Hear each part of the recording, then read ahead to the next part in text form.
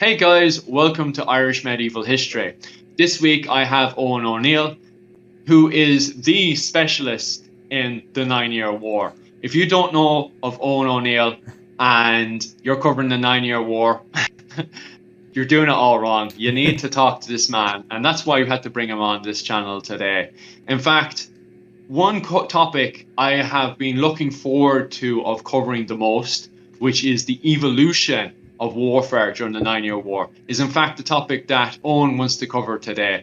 Eoin, where do you want to start? Introducing what the 9 Years' War is or was and what it was not. Because I think it's a war that still is very much not understood by many people. It was an important turning point in Irish history, one of the most important turning points. Until 1603 or maybe 1607, there was a chance that Irish history could have followed a different path. You could have had a different type of state, a state in which Gaelic lords, the Old English lords, and some New English could have formed a different type of state, as opposed to the colonial state that would emerge with after Mellifont, after the plantation of Ulster, etc. And at the same time, the 9 Years' War, what it was not a doomed struggle. It was not a fight of clans and chieftains against a modern army. The Irish or the Gaelic Confederate Army was a well-organized modern army. It was as modern as the English. At times it was better paid, at times it was better equipped, quite often was better led. It had its own tactics. It could have won. The English victory was not something inevitable. In fact, until the actual Battle of Kinsale, the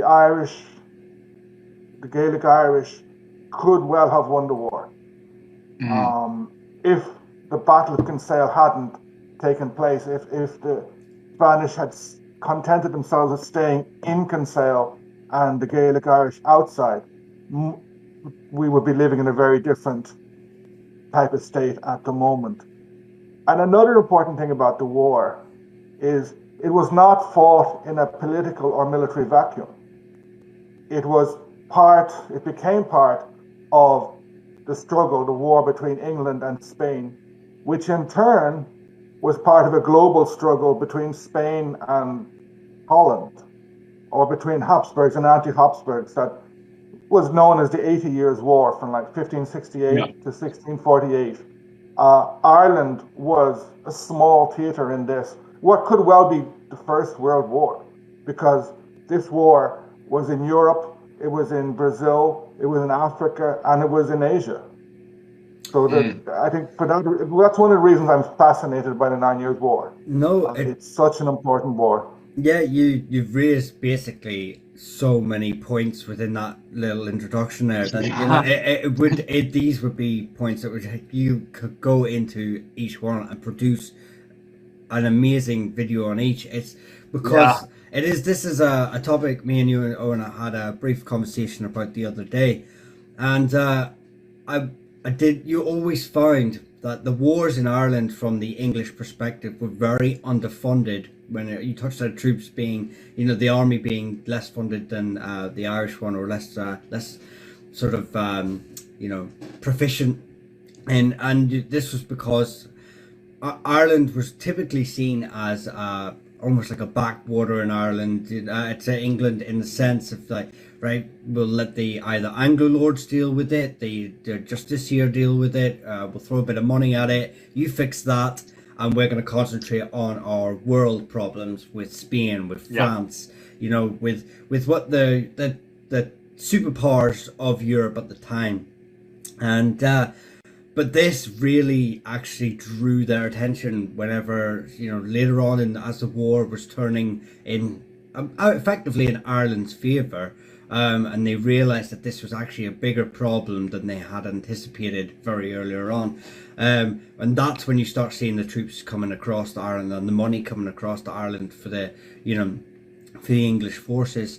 But but yeah, I also spoke to Owen before about if anyone's got an interest in sort of seeing how some of these troops, the development of this, and how English troops in Ireland would sometimes have kit over 100 years old, wearing armour that was so ineffective for the type of warfare that was going on at the time.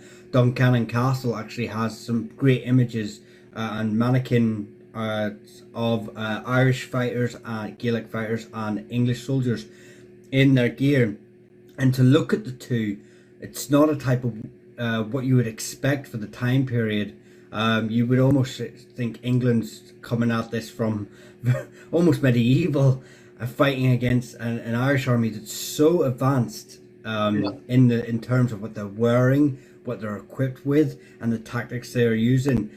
So I would recommend going there if you ever this video invigorates you to sort of dig deeper.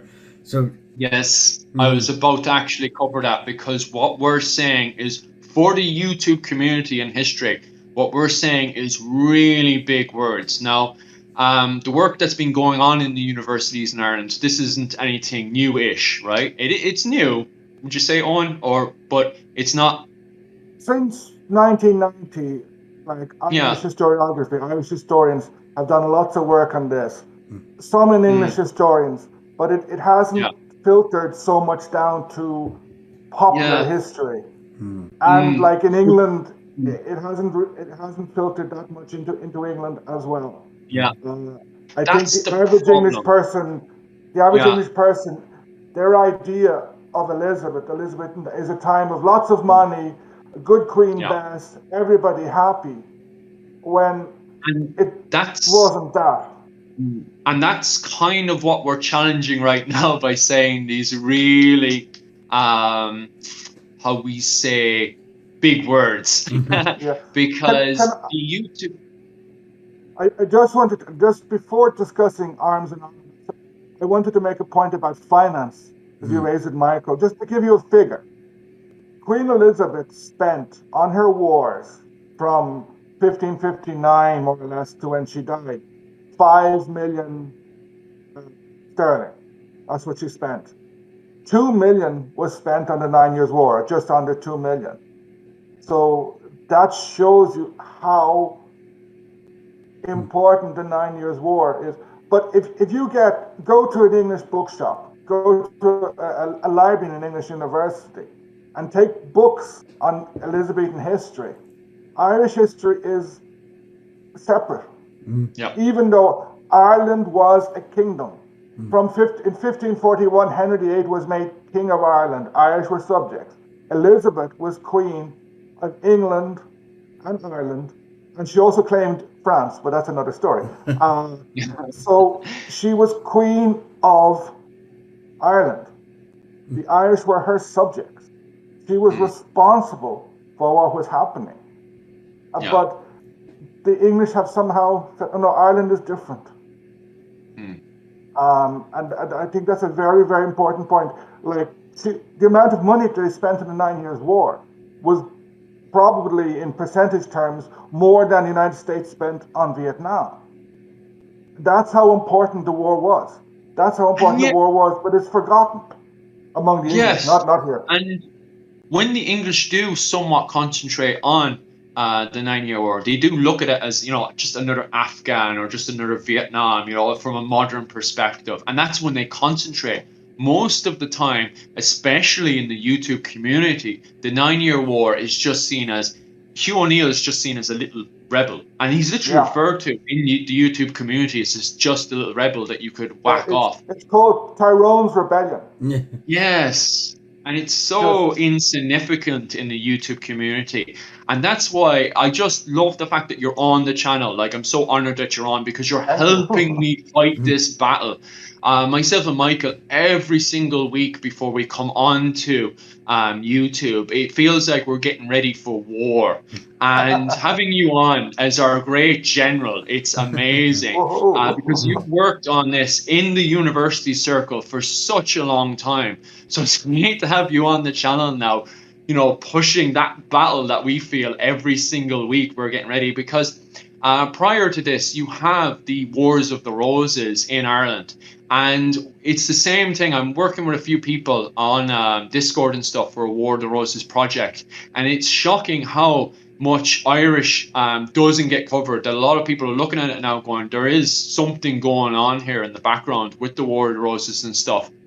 And it's just the problem with the War of the Roses. It's just seen as one little tiny battle kicks off, and that's it, and people then skip on through, and before you know it, it's just the whole Tudor conquest into Ireland is then just seen as a few rebellions. You know, they don't look at the War of the Roses, the context of the War of the Roses and the Fitzgeralds.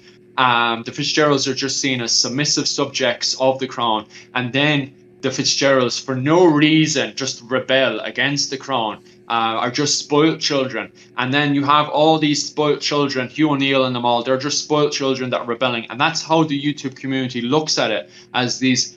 There's one particular video I previously in my old channel had made a counter argument to it. And I'm just highlighting this fact that he literally turns around and says that the Irish were savages in this period. And when I seen this video, I was like, it was 2019 when I seen this video, and I was like, we've come so far, and the Irish are still seen as savages in this day and age.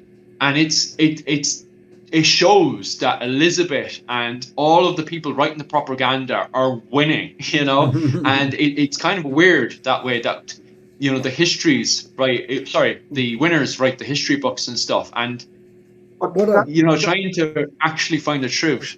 That process started during the war itself. Like Mountjoy, the Earl of Essex, he came here, he was fighting with Elizabeth non-stop, and he was writing, like, complaining. Mountjoy comes, he's in a weaker position because he had got himself involved with Essex. He knew he had been up to bad things, and everybody knew that, so he had to behave himself.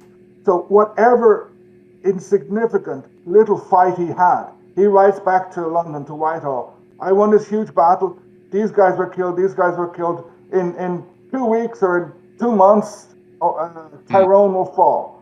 The Battle of the Moyry Pass, which historian Cyril Falls, who's not very pro-Irish, he described it as Elizabeth's song.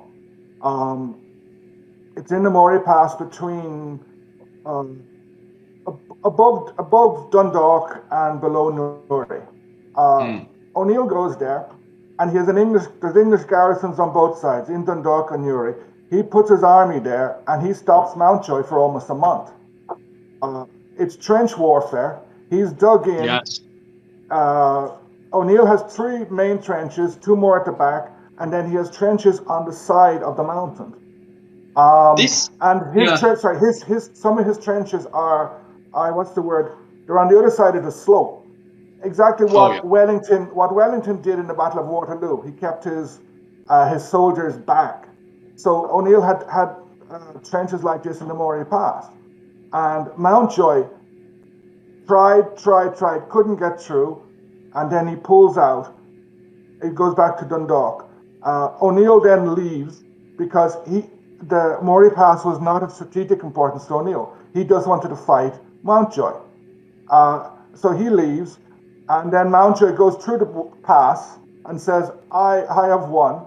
He goes to Newry, and he was supposed to go to Armagh to build a fort there. He goes 3 or 4 miles past Newry, builds a fort, goes back. In the meantime, O'Neill goes, oh yeah, I'm going back to the Moyry Pass. He went to the Moyry Pass, and to get back, Mountjoy had to leave Newry, go down to where Narrowwater Castle is, and cross Carlingford Loch by bike. By boat. And then in the meantime, O'Neill said, okay, he goes with a few hundred men to Carlingford, near Carlingford, digs in and attacks Mountjoy. And Mountjoy essentially staggers back to Dublin. His army is in bits, but he sends off a letter saying, oh, we won a great victory. And he's lost, his army is in bits. But many people regard the Moyry Pass as a victory for Mountjoy, when it wasn't. It was a defeat. Yes, there's a huge thing, especially around this period, all the way up to even in Scottish history in the Battle of Culloden. There seems to be a And I know it happens to Hugh O'Neill's political career or military career as well when it's being wrote about. There seems to be a huge confusion between tactical retreat and Yes. a loss of a lost battle. There are sometimes a general needs to make that decision to fall out of to a better situation. It does not mean you've lost the battle. You are continuing that battle elsewhere. You are just moving out of the situation, and you've got yourself or the other person like chess. You're just constantly moving your forces. But there seems to be this. I like you said there with Essex. There's also this political background going on where there's the typical scheming you would see of the courts and the power plays at play where he's trying to advance or staying in the Queen's favour, or in Essex's case trying to probably regain a bit of favour. So anything to stop themselves falling to the wayside, because very unlike today so much, their military careers are tied with their political careers, and if one of those, they're constantly balancing between the two. So it is a frustration of mine when I do read, especially with a military background, to see that they can't. It's because the military history now, like popular military history, it's too much influenced by Clausewitz and by Napoleonic ideas, in that a battle is two big ranks of men and have to fight. To win the battle, you have to destroy. O'Neill didn't have to fight a battle. He fought when he wanted to. What he had to do was survive. Who needed a battle? Who needed a decisive battle were the English. Like Lord Burr was desperate to fight O'Neill. O'Neill just fell back, and because the English army would die day by day, because they came, they died of dysentery, malaria, even just marching up and down, you'd lose a few men. So, and at that stage, like, O'Neill's fighting a major battle was only a tiny part of the strategy. Raiding, causing distraction, politics, negotiations were all part of the same strategy. It's a really complex strategy. The thing about Hugh O'Neill that makes Hugh O'Neill such an amazing genius is not only is he, like, a lot of people look at him and they think, oh, he is a guerrilla warfaring savage barbarian, and a lot of people, especially if they take it from a YouTube community point of view, when they're first looking up the videos on Hugh O'Neill's rebellion and stuff, Tyrone's rebellion on YouTube, they get this idea that the English came in and straight away the savage Hugh O'Neill did what savages did, and they turned it into a guerrilla warfare. In fact, he doesn't. As you pointed out, and it was such a good example, Owen, was the fact that he used trench warfare, and he used tactics that you see in modern day Ukraine and in Syria right now, of using trenches to grind up your enemy. That's how Hugh O'Neill was doing it. He was 500 years ahead.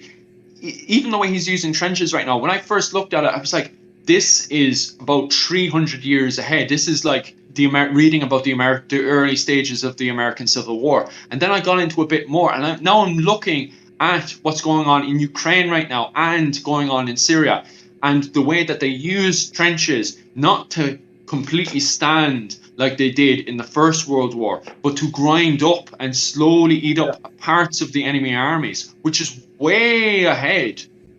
The important thing there is, like, the English army would build trenches, but the English army, then they had pioneers who would do the digging.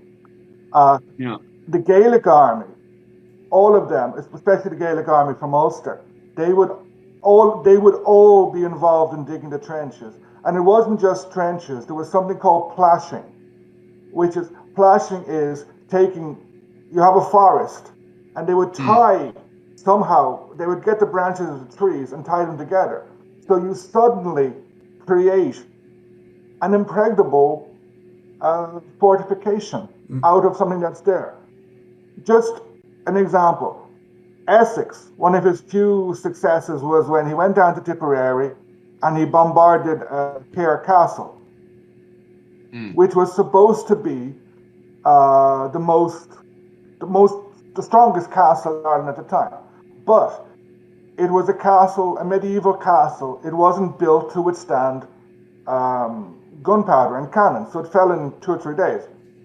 Mountjoy in 1600, 1601 goes towards Ulster, and the Ulster Confederates, the Ulster Gaelic forces, they were their fortifications, trenches, little forts, were much better able to push back the gunpowder of Mountjoy. See, One question. Sorry, Michael, for cutting in. I need to ask this question. I've had this for ages. I've heard about these forts on the trenches, and what were these forts like? Were they big, massive things like tower houses, or were they just little? No. Okay. Most are what is called, they would call sconces, and they were essentially trenches or with like ditches, sort of embankments, because a mud embankment is much better at receiving a cannonball than a stone wall. Okay. Because the stone wall will shatter. A cannonball goes into the mud embankment and gets stuck most of the time. So, and they also give protection to troops inside it, and it was they drew that the idea for that probably came from the Spanish practice, because if you look at the maps of the wars of the Spanish against the Dutch, which was full of sieges and fortifications, and then you look at what the Gaelic Irish are building, they built similar sort of stuff. It was small little mini forts to protect themselves. The Gaelic Irish were terrible at besieging castles and defending castles, but when they used these sort of defenses, they were much better. I'd jump in on that, because, but if anyone wants to see a perfect example of a castle designed to withstand any sort of artillery cannons and with the embankments and stuff, Fort George in Inverness in Scotland is a great example of the as the example of a epitome of a perfect fort for beating a cannon siege. So with embankments and stuff. So if anyone wants to have a look at that. Now you touched on there. I've actually lost my point with that, so I'll come back to it. I think So there's a place I've only seen written on a map. I think it's in Armagh. It's called O'Neill's Ditches. Right. And it is. They reckon it was some sort of fortifications that O'Neill used. And just while I'm on fortifications, O'Neill also used crannogs a lot. I've seen them. You have fascinating pictures, because in the last couple of years of the war, there was an English guy drawing pictures. So you have a series of them. And in some of them, he built wooden towers. And they were used as storehouses, munitions places, prisons. But they were very, very important for him. And like in some of them, you'll see fortifications built outside them by the Gaelic Irish. So it's there's funny. a belt of crannogs, etc. Like there's one near Dungannon, there's several in Armagh, in Tyrone, and they were very important. It's funny you say that, and it's a topic that I'll look to cover in the future. But as crannogs, even the century before, because Hugh O'Neill was known as like English O'Neill. One of the things was he grew up in England and was influenced. No, he didn't. He didn't. All right. Well, that's completely wrong. Well, he was raised in the Pale. He was raised in the Pale by the Hobbendens. But he was. Yes, that's right. You are right. Yes. Not go to England. Yeah, no. What I mean is, he grew up in an anglicized area. He was very influenced with anglicized ideas very early. Yeah.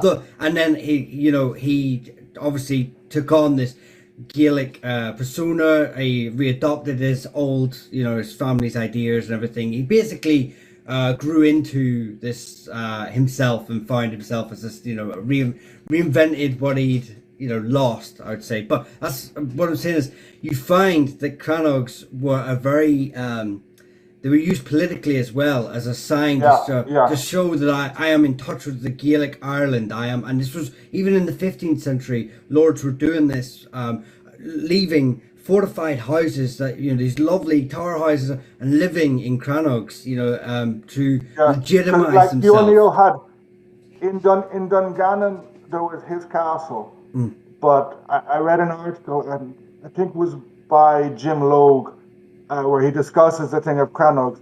So in Dungannon you have his castle.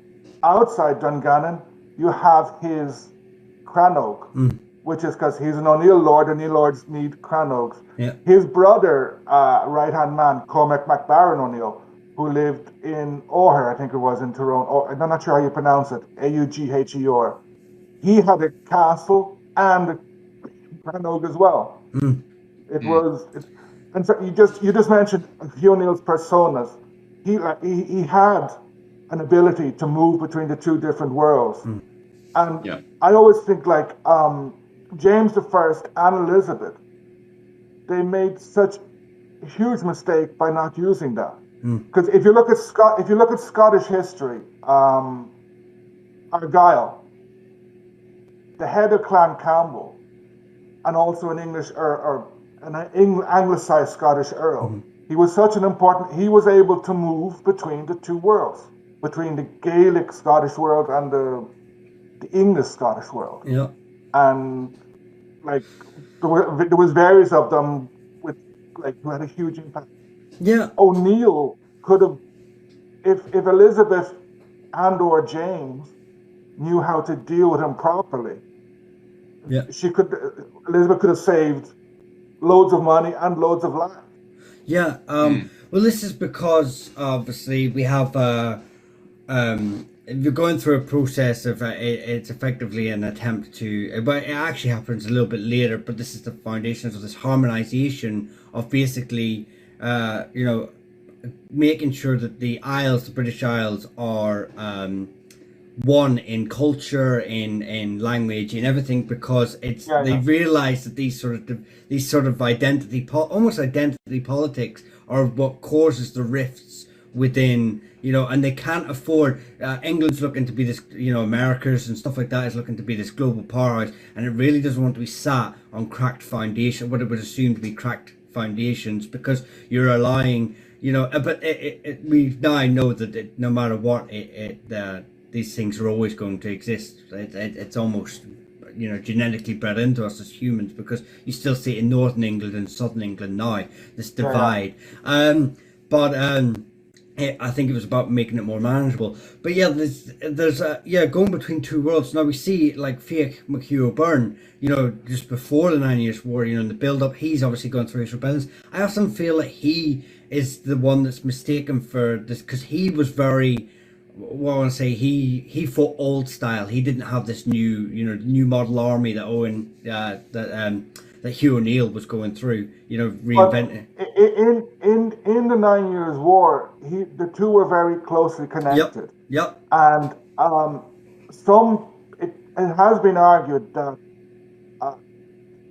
Feasa McHugh was distracting the English from going north, and then Russell, Lord Deputy Russell, hated him, invaded Wicklow a lot. But then they thought the Spanish were on their way in 1596. That's right. And the Spanish were on their way, but then they got sent to Brittany just at the last moment, and they hit a storm. And that allowed Russell to chase down and kill Feasa McHugh. Yeah, this is actually the point I forgot earlier that I wanted to get. You said that the Irish were not very good at defending castles, and we actually see that whenever the Spanish arrive, a large parts of these Spanish forces are used just in castle defense, while the Gaelic Irish are out doing raiding, or a lot of these, and it happened through I wouldn't say a lot, but especially in Munster and around the O'Sullivan area, you would find that the Spanish troops, they would use Spanish troops in fortifications, small amounts, and the Gaelic forces would be out doing the reconnaissance, we're doing the, everything else. Now, this could obviously be attributed to the fact that they would know the ground better, they would know the areas better, and stuff like that. But I would often say there could be a parallel there with the fact that these Spanish troops have been often fighting in, fortifications for much longer, so they would have a better idea, maybe having engineers on board to help refortify and stuff like that. So, it was just a point that I thought would raise that there are. But actually, you point towards a very interesting counter history. What if? Because the Spanish arrive in Kinsale, and I think it's first of all 3,000 or so of them, and then a couple of weeks later, the other Spaniards arrive near Sullivan Bear's land, etc. So they have around 1,000 soldiers. And then O'Neill and O'Donnell are blockading the English, who are blockading Don Juan de la Quilla in Kinsale.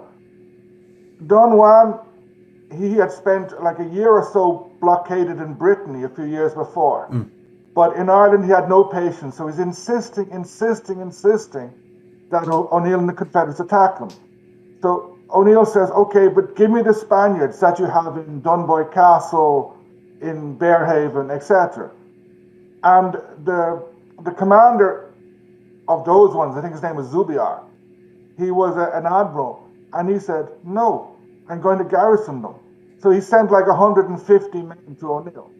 If he had marched with most of his men, it would have changed the Battle of Kinsale. Because the Spaniards forced O'Neill to attack, but they didn't send those men they had. And then when Don Juan de la Quilla surrendered Kinsale, he surrendered the other one.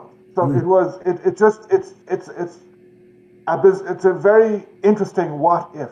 Yeah, I mean, this is the thing with the whole history of the battle, like we've touched on already. There's so many things happening that they're all topics unto themselves that would just, They really are. I mean, there are so many ways you can go about this, but it does raise this point, and that you've mentioned time and time again, especially earlier on in the video, is that this wasn't like a last-ditch attempt to revive Gaelic Ireland, or or it wasn't like the last throw of the dice. This was a serious threat and a serious sort of attack on this Anglicization of Ireland.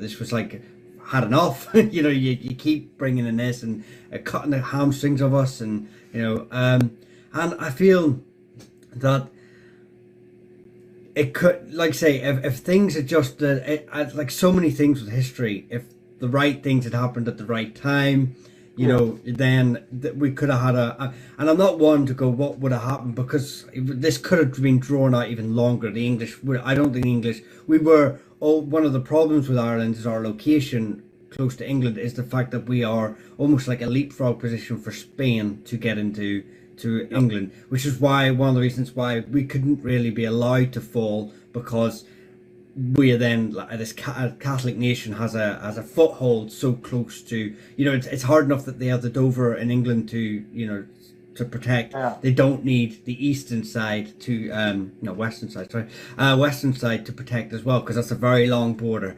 So so I think that the idea that we might have, if we'd won this war, it could have, I think if we'd won, I don't think the war would have ever really ended. We would have been dragged in to the 80-year War, and we would have been constantly under attack from the English, the same way, to and fro from Spain. But it is an interesting idea, yeah.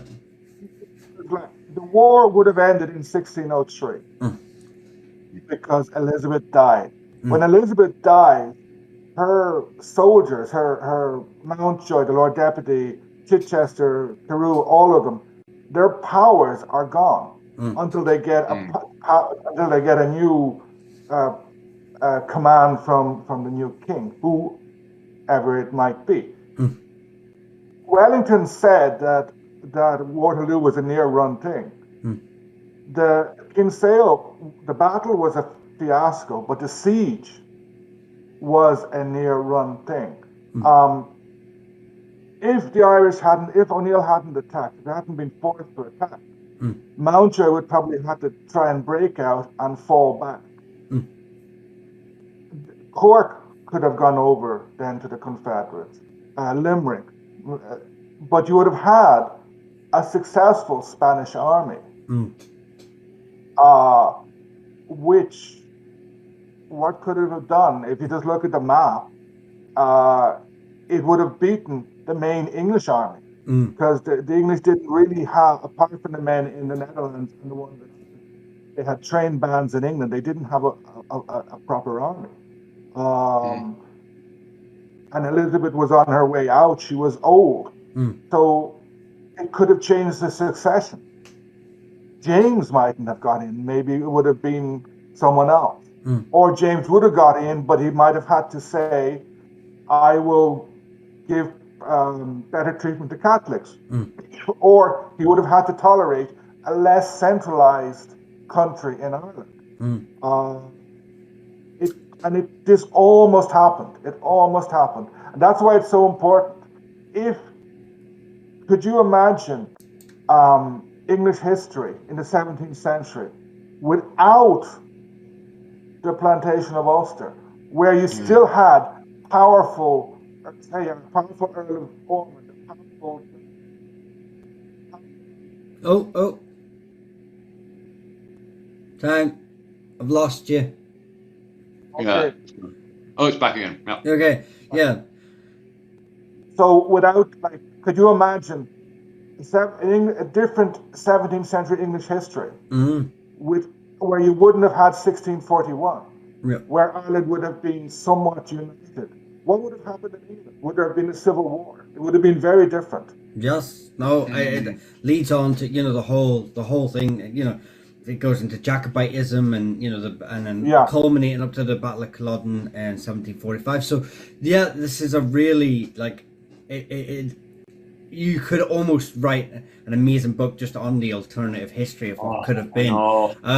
But we unfortunately we were dealt the hand that we we're I don't know, I think it's Stephen Hawking believes in multiple universes wherever one thing is changed in every universe, and so maybe some universe out there is a different history, but yeah, like I say, we're in this one, and it is it's well, I wouldn't want to say it's a shame, because we can never actually fully understand what would have happened, but this is but it is I find that, like we've said before, it's almost like English history is ignorant of itself, that it doesn't acknowledge its past transgressions. We get that too, but not even just as transgression, also just in general. It doesn't have an idea of actually, the impact that was being had in, Scotland gets a bit more recognition, and I think it's because they came into the Union very, as a partner. I also, to be honest with you, Michael, I think Scotland's just better at advertising its medieval history than we are, from medieval all the way to early modern.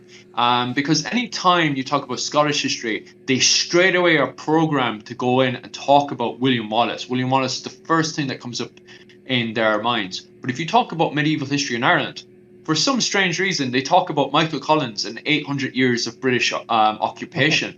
And although it's somewhat true, and it's easy to see the roots of 800 years, I think the problem is that people are now programmed to skip medieval history rather than looking at medieval period and the early modern period that we're looking at today. And that's the great thing about... Part of the reason for that is, ask an English person, when was the golden age of England? They will say Elizabeth. Yeah. Ask an Irish person, they will say, after St. Patrick Column killed the early Christian Ireland saints and scholars. I'm not sure what the golden age of Scotland was. Wallace and maybe Robert the Bruce, the Bannockburn. So I think when Irish people think of golden age, they focus on that period. So therefore, and everybody knows about Strongbow, the Normans, etc. And then it kind of I think medieval history is not taught well in schools in Ireland. Yes, At because least Irish medieval history. yeah, because the Gaelic resurgence, which goes on from the Scottish War of Independence all the way up to the Tudor conquest and reaching its peak in the 15th century, especially the 15th century, is never covered. I mean, the 15th century is where you get all these beautiful, massive tower houses popping up all over the country, and yet we're all completely ignorant to it. The only people who might somewhat touch on it, funny enough, is English historians who will make a slight comment about the War of the Roses and the fighting between the Fitzgeralds and Butlers. And where that's so important, it just gets completely skipped out on. And as we're saying there, that's the same with Tyrone's rebellion, as it's literally branded as. It's just Hugh O'Neill. It's just, and that's literally how people look at it. It's just history we can just, we chuck to the side 800 years of British occupation, and that's that. And I'm not disagreeing with the word 800 years. The problem is it's so dismissive. You end up skipping from St. Patrick, the most casual person, and the person who will be watching this video today would have looked at history and just thought to themselves, okay, so you have St. Patrick. I think we have a few Vikings in between. Then the Normans come in, and then we just have 800 years of British occupation. And it's kind of like, with Cromwell in the middle. Yeah. Cromwell in the middle. And although what my ultimate goal with this channel is try to go against what YouTube, the wider history YouTube community is trying to promote, which is an Ireland under English rule. That's not the case. In fact, once the Normans failed to conquer all of Ireland, what you have is the Gaelic resurgence pushing back. And the majority, people literally believe that the majority of castles in Ireland are English castles, and that's not the case. We have loads of tower houses all over the country. I think one person said if you counted tower houses as castles, there would be more castles in Ireland than anywhere else in Europe. But sadly, a lot of people disagree that tower houses are castles and castles are tower houses, so on and so forth. But this is history that just gets completely put under the carpet. I know where I live, Valencia Island, Ivra, most of the castles in Ivra, if not all, Killorglin is a bit problematic, but the rest of them were built by Gaelic Irish. Ballycarbery, the biggest one, was the seat of McCarthy Moore. Ballinaskelligs is another one. In Portmagee, there's an O'Sullivan Castle. The one in Killarney was a O'Donoghue McCarthy one. So they're all built by Irish. But there was something I actually wanted to mention is one of the focuses of my research is the idea of a Gaelic military revolution. Yes, I was actually going to move on to that. Yeah, which is why Hugh O'Neill's forces were successful. Like the idea of a military revolution, it's been discussed since the 1950s. And it's this idea that in Europe, with gunpowder, it changed things. Armies got much bigger, and then people, instead of building castles, they built bigger fortifications with lower walls, but fatter. But in Gaelic Ireland, under Hugh O'Neill, there was a different type of military revolution. So basically, I know there's one author, he wrote this book about talking about Gaelic or Celtic warfare, all based on the Highland Charge, starting with going way back, but that's not what O'Neill did. His men didn't charge; they skirmished. You have his main weapon was the caliver. The caliver was a light musket. It didn't need the stand, so it allowed his men harass the English very well. He had pikes. Unlike in Europe, his pikes were light pikes, so they were just used for defense. So his caliver guys would fire, and if the English horse were coming, or were attacking, the pikes would drive them off. So his forces were very light. They were lightly armored, but very mobile. They could, at times, they would actually go almost run in circles around the English. The problem was the Irish horse, the Irish cavalry, was very, very weak. because most Irish horses were small and they didn't use stirrups. So that meant if, in the case of shock, the Irish guy would fall off. So because because like in Ulster, most of the land was not suitable for massive cavalry charges. And the small horses could go up and down the hillsides, they could go through a bog, etc. What else? Yeah, and then alongside this was like you had skirmishing, combined arms, sort of like the skirmish, the caliver, the pike, the horse. They would keep harassing, and only towards the end would they kind of close in. But alongside this, you had like lots of raiding, like you would burn the town of the enemy, etc., and lots of irregular warfare, which was happening all over Europe. Like in France and Spain, they would say "guerre aux vaches," the war on the cows. This is the thing.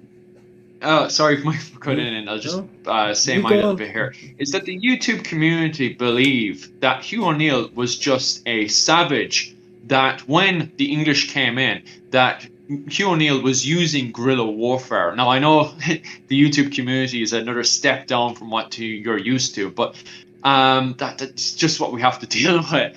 And they believe that Hugh O'Neill was a savage. And it's just something I wanted to highlight, and you just went straight into it, which was great, is that Hugh O'Neill technically, and I could be wrong about saying this statement, but he is pretty much the father of Irish modern warfare, would you say? Or at least early modern warfare. Early modern warfare, yeah, sort of. He devised these tactics. Guns had been in Ireland, muskets had been in Ireland, but he suddenly got his forces using them and based around them. There was a problem with that, in that it meant he was heavily gunpowder. Towards the end of the... he was very reliant on gunpowder. So towards the end of the war, when he had more English troops and the fighting was going on much more, his men started to run low on gunpowder, which reduced their efficiency. What else was I going? I was going to say something else, but I've forgotten. It's all right. It'll come back like it did with me before. I find that what you've touched on there, I felt, is that whenever he goes re-Gaelicized, it's almost said as like he's gone backwards. He has, as a person, as a political leader, as a military leader, he's taken a step back, which I do get that impression that it's almost like, instead of actually he's gone forward, he's evolved into his Gaelic persona and using all his knowledge. I often find that the whole war is everyone's point in it is almost like you said earlier on about our history being rewritten in that time, and everyone's, is a good example is Randall MacDonald, the first Earl of Antrim. When he changed sides, it said that he felt that the war had been lost, but this was in like 1600 when he changed side. There was no way to say that the war was lost there, that's how it's written. People change sides a lot. Yes, because they were political. So that, in Gaelic Ireland and Old English Ireland that time, if you were a lord, you had to protect the people under you. Yeah. Yes. If you were the king or the queen, you had to protect the people. So I'm Hugh O'Neill. I have to protect the various O'Neills, say Maguire or McCann or Hagan,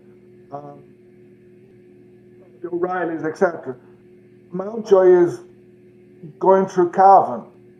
The O'Reillys are going to say, okay, we switch sides, which at times could actually help O'Neill, because they switch sides, so their food, their wheat doesn't get burned. But they would keep changing. People would keep changing a lot. It's a good, if anyone wants a starting point on Gaelic Ireland political side of this warfare, the O'Donnells is a really very good place to start. when you have like Hugh O'Donnell and the Cahir Doherty, and how almost their rebellion afterwards, in Tyrone, not Tyrone, the McDermott's rebellion. In Showen. Yeah, in a show, and that's where I was looking for the Doherty territory is a good if you come from 1603 and the flight to the Earl in 1607, and you then go to McDermott's in the Showen and the O'Dohertys and the O'Donnells and that and the McSweeneys, there's you'll get a real idea of what is happening actually all through Ireland, with many families, with many clans, with many these constant going to and fro. Because I touched on this even in the Battle of Bannockburn, with the border families would be seen as being English supporters, but they're not. It's just an English lord is able to protect those people. There's no Scottish army nearby, no Scottish forces, so they have to submit to this person, because you have to submit to the army and to the lord who can protect you, because you need. This is a time where you need protection. You need who's on hand, who can be the police force, who can be the army to protect your crops, protect your people. There's an interesting point here. So Hugh O'Neill, he pushed the idea of Catholicism, toleration of Catholicism, because he wanted to attract the Old English. Oh. But he was successful in that in one interesting way.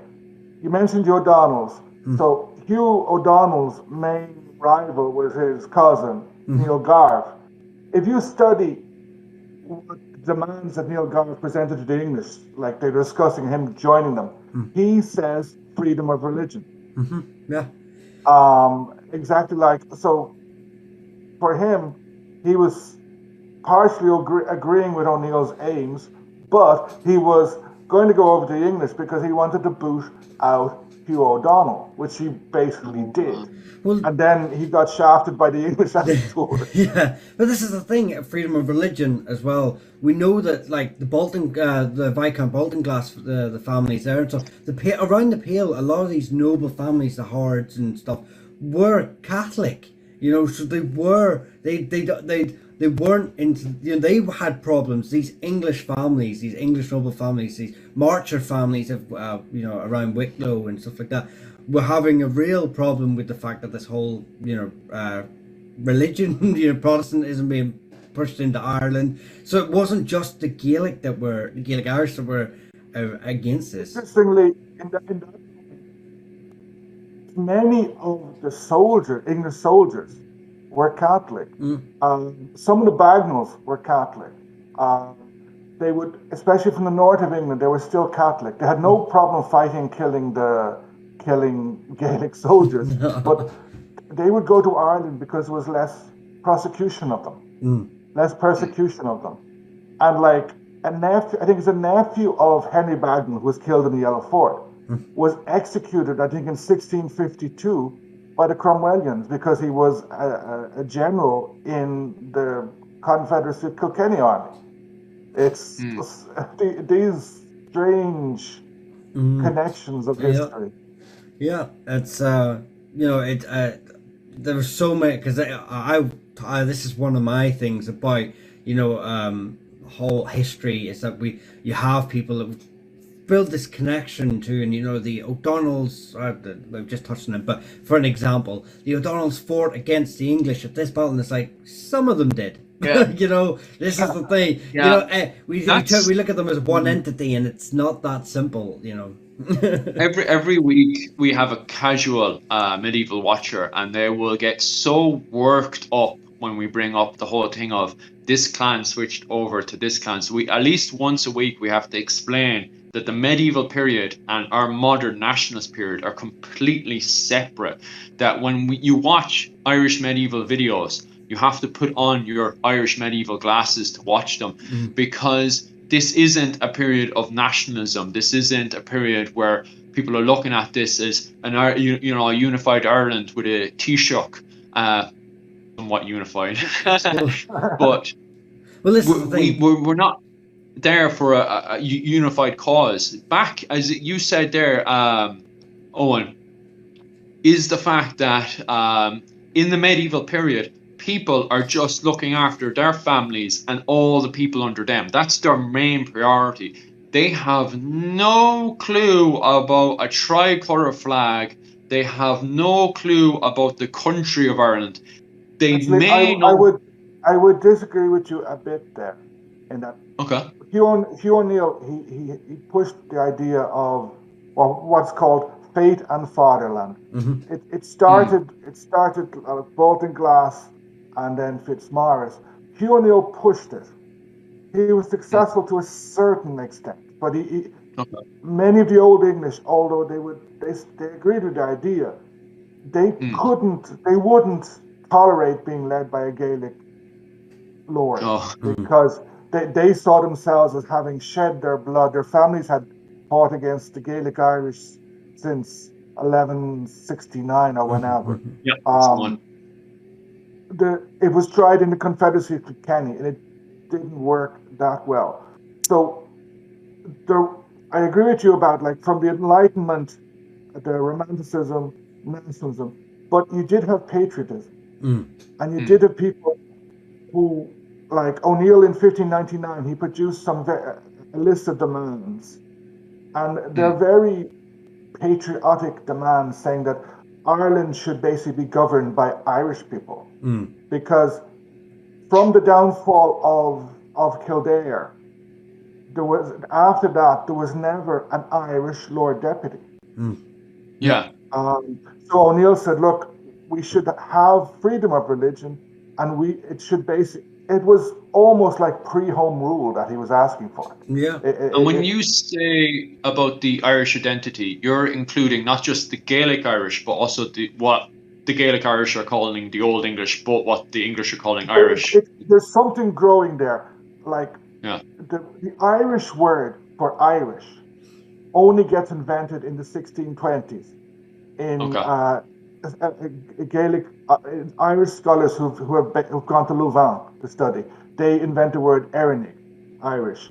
Until then, Gaelic were Gaelic, and the Old English were Old English. But because there's an interesting Brendan Bradshaw is a very good historian. He deals with this, and he has taken poems by some Old English people, but in Irish. There is something emerging. It's emerging slowly. And it only really comes together after the Williamite Wars. When because you no longer have Gaelic Irish and Old English, you have Irish because of defeat. And funny, the Battle of Boyne contains a flag. The O'Neills who fought, on the Jacobite side with the red hand, for faith and fatherland written through one of their banners, which is obviously in homage to the Hugh O'Neill's sort of, attempt to, like you say, to bring this sort of idea to the forefront. Yeah.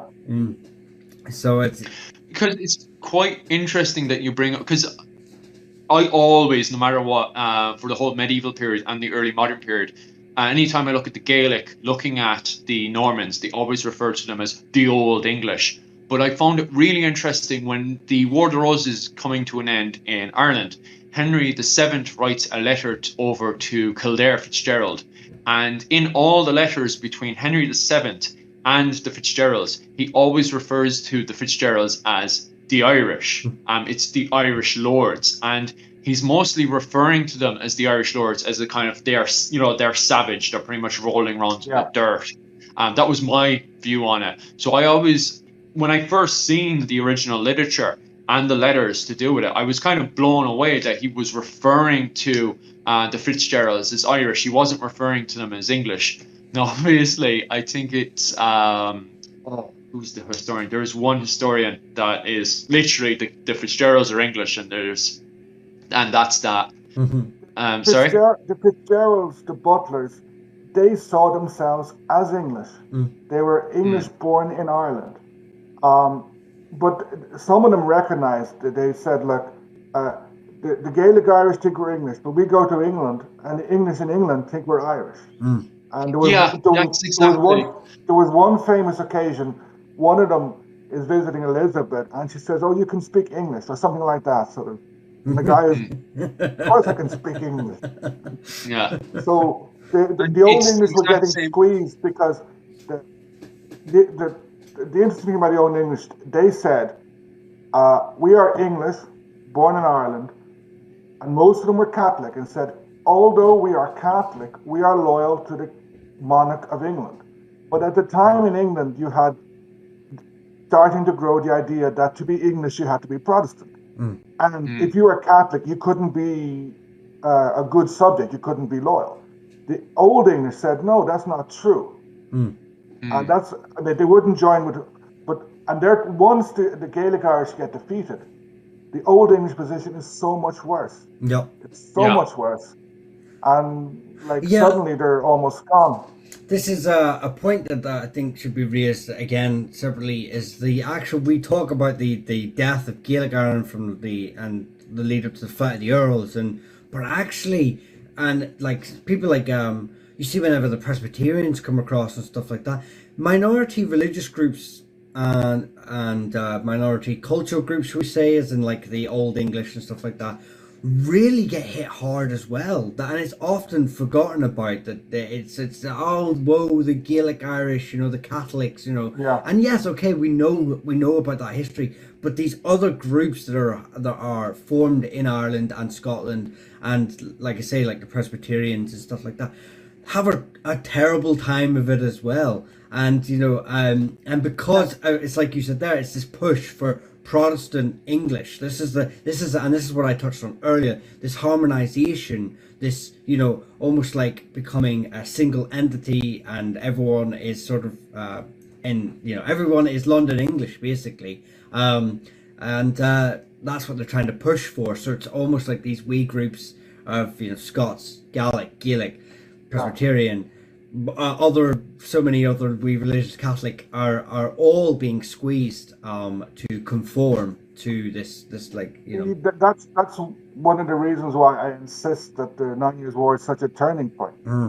Okay, at the end you have the defeat of Gaelic Ireland, but you also have the disappearance of the Old English state, the state that was essentially founded by the Normans, or shortly afterwards.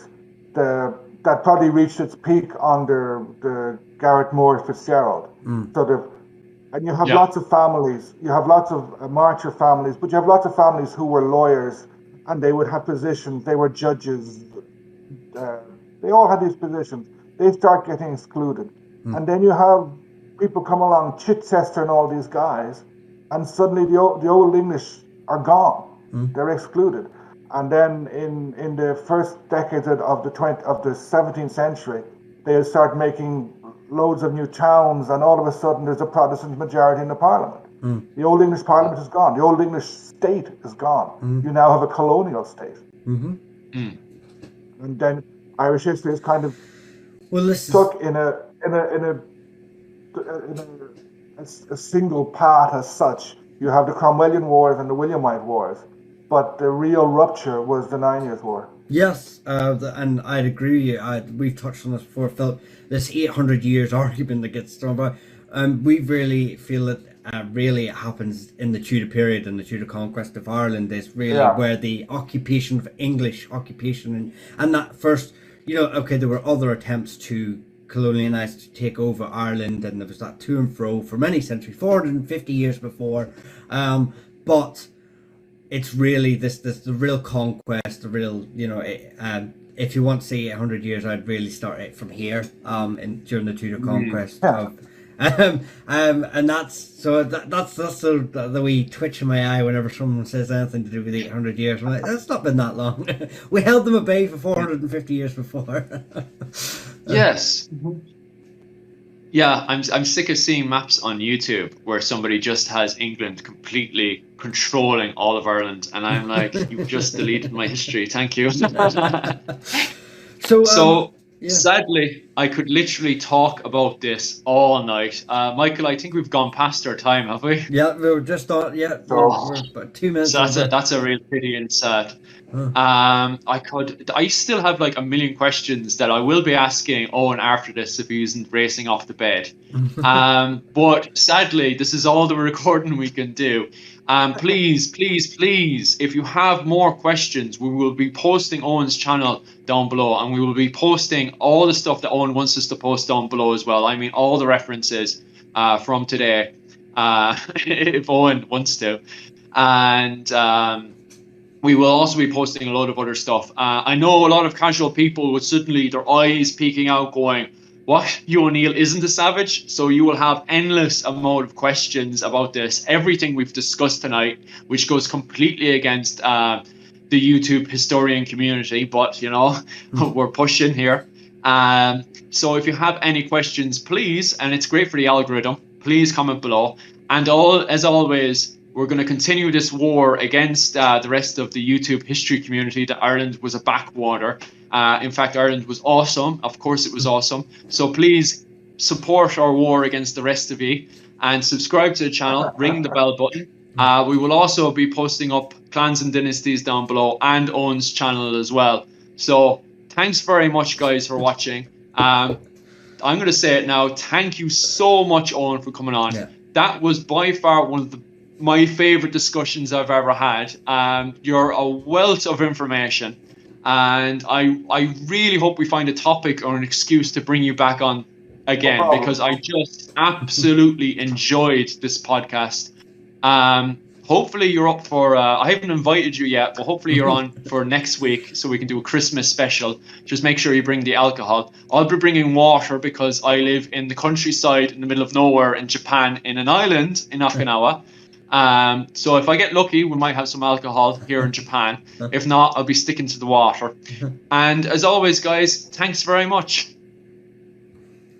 Hugh, it was wonderful.